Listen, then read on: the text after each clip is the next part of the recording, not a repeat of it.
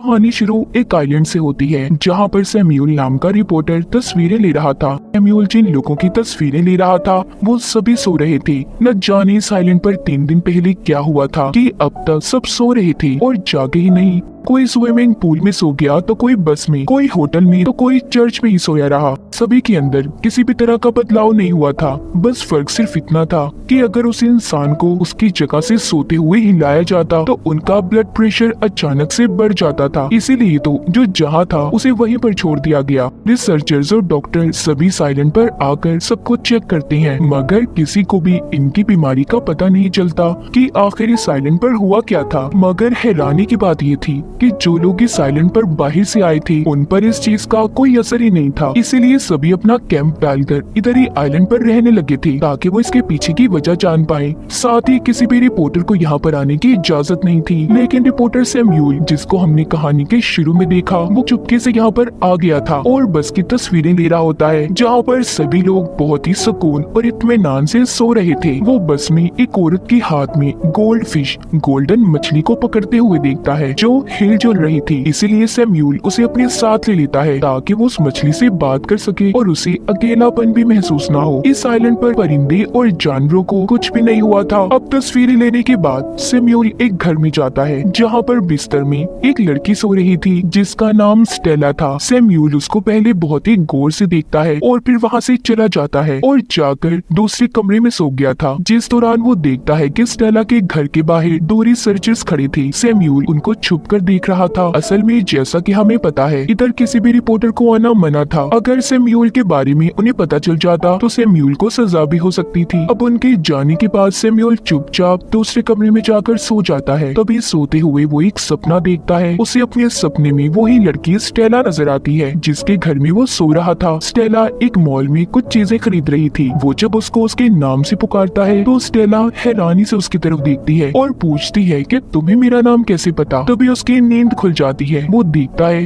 सुबह हो गई थी। रेडियो सुनता है और सो रही स्टेला से बातें भी कर रहा था।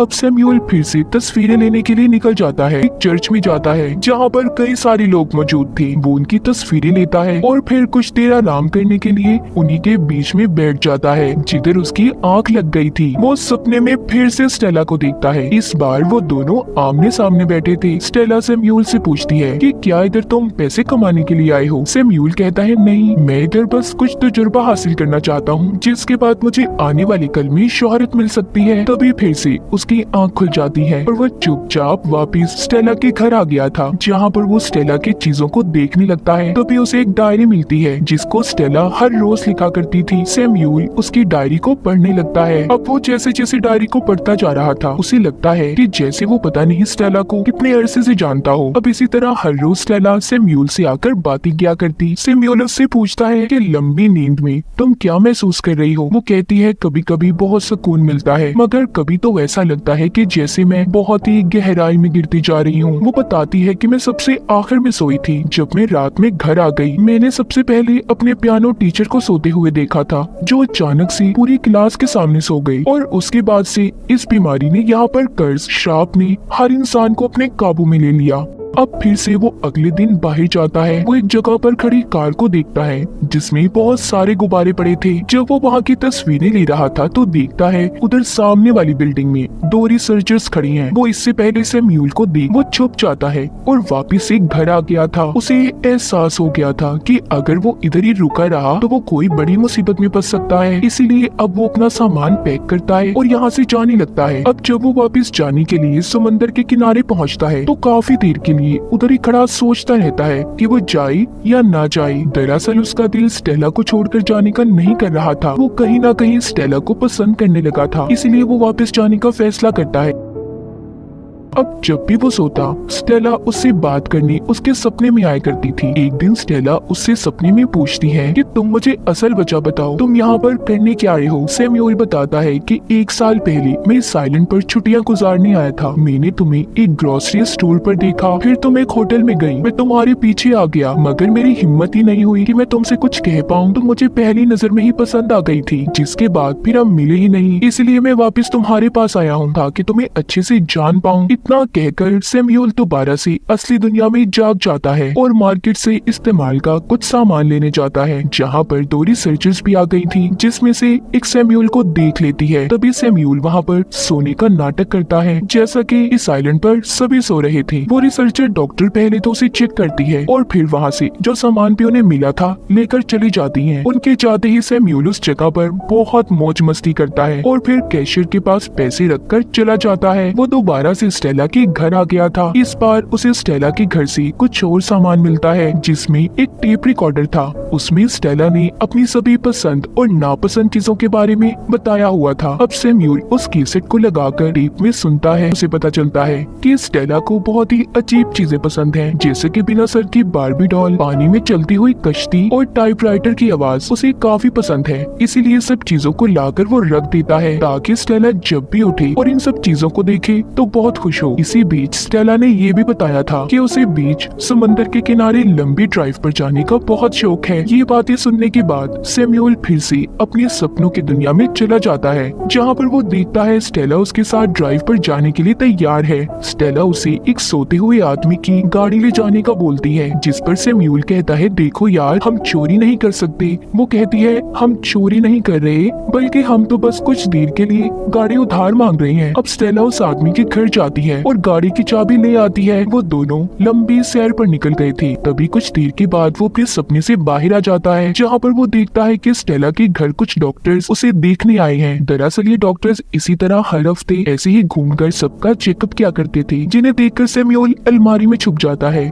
डॉक्टर भी स्टेला को चेक करने के बाद यहाँ से चले गए थे। अब डॉक्टर्स के जाने के बाद वो अलमारी से बाहर आता है और स्टेला के हाथ पकड़कर नीचे फर्श पर ही लेट जाता है। फिर अगले दिन सैमुअल दोबारा से टेप रिकॉर्डिंग को सुनने लगता है। अब वो स्टेला की नापसंद चीजों के बारे में जानता है। इसमें स्टेला ने खास तौर पर अपने अकेलेपन को लेकर बात की हुई थी। उसने कहा था कि भले मैं अकेली रहती हूँ, मगर ये अकेलापन मुझे बिल्कुल पसंद नहीं, जिसके बाद सैमुअल फिर से सो गया था। अब फिर से वो स्टेला से अपने सपने में बात करता है। वो उसे कहता है, मैं जानता हूँ तुम्हें अकेला रहना बिल्कुल भी पसंद नहीं। हर किसी का जिंदगी में कोई ना कोई पार्टनर जरूर होता है। क्या पता आगे आने वाली जिंदगी में हम एक दूसरे के साथ मिलकर रह सके। उसकी इस बात पर स्टेला बोलती है कि मुझे तो ऐसा कुछ भी नहीं लगता। ये सारी बातें सुनकर सैमुअल को एहसास हो गया था कि वो शायद फजूल में ही अपना वक्त बर्बाद कर रहा है और यहाँ पर रुका हुआ है। वो एक बार फिर यहाँ से जाने का फैसला करता है, मगर इस बार भी वो नहीं जा पाता और वापस घर आकर स्टेला के मनपसंद चीजें बनाकर खाने लगा था।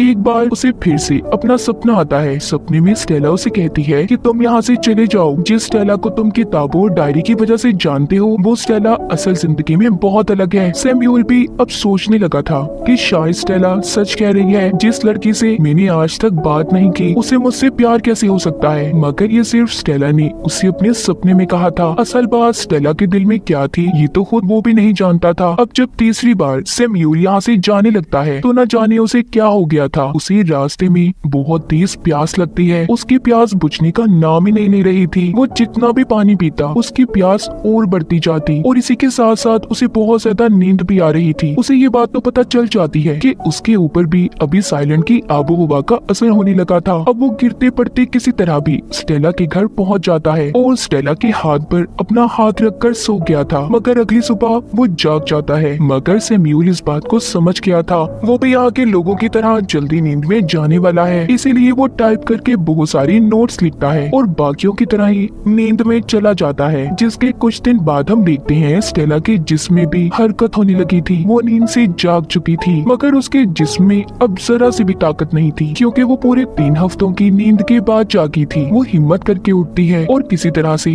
नल तक पहुंचकर पानी पीने जाती है। तभी उसकी नजर एक दूसरे टूथब्रश पर पड़ती है। उसे लगता है कि शायद उसके अलावा कोई और भी उसके घर में रह रहा है। इस बात पर उसे बहुत ज्यादा गुस्सा आ रहा था, क्योंकि उसे पता चल चुका था सैमुअल ने उसकी डायरी को पढ़ा और उसकी रिकॉर्डेड बातों को भी सुना है। वो अब उसे मारकर जगाने की कोशिश करती है, मगर कोई फायदा नहीं था। सैमुअल तो उसी की तरह लंबी नींद में जा चुका था। अब इसी बीच उसे सैमुअल के लिखे हुए नोट्स मिलते हैं, जिसमें उसने सॉरी लिखा हुआ था, ताकि स्टेला जब ये सब पढ़े तो वो उसे माफ कर दे कि उसने उसकी डायरी और रिकॉर्डेड बातों को सुना। साथ ही उसने ये भी लिखा था कि स्टेला, तुम्हारा अकेलापन तभी दूर हो सकता कहता है, जब तुम लोगों को खुद तक पहुंचने दोगी। सारी बातें पढ़कर स्टेला को समझ आ गई थी कि सैम्यूल एक अजनबी होने के बावजूद उसे इतनी अच्छी तरह से समझ पाया। अब वो उसका बिल्कुल उसी तरह ख्याल रखती है जैसा कि सैम्यूल ने उसका रखा था। अब जैसे सैम्यूल स्टेला के सपने में आकर उससे बातें करता था, इसी तरह अब स्टेला भी सैम्यूल से बातें करती है। वो उसकी पसंद नापसंद के बारे में जानती है। इस तरह कुछ दिन गुजर गए थे।